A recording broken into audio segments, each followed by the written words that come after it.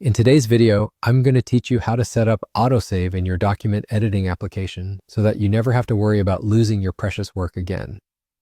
We'll start by navigating to a part of the program that many people often overlook.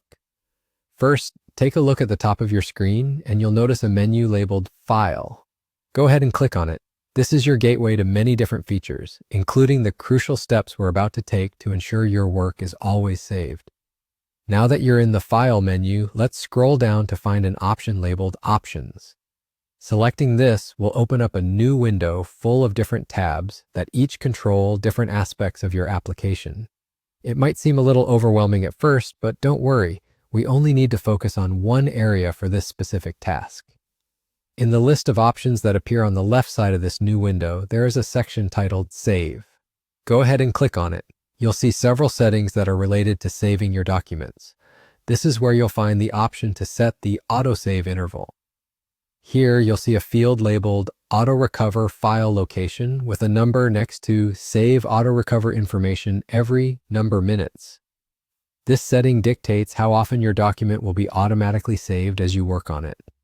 For some, the default setting might be every 10 minutes, but we can adjust this to suit your needs more closely.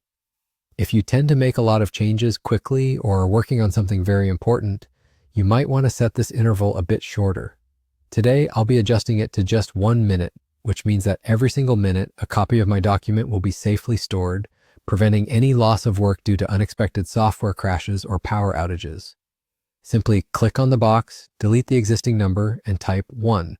This will ensure your work is safeguarded, giving you peace of mind. Once you've made your adjustment, don't forget to click OK at the bottom of the window to save your settings. If you don't, your changes won't take effect, and you might find yourself back at square one the next time you experience an unexpected shutdown. And there you have it. With just a few simple clicks, you've set up your program to automatically save your work every 1 minute.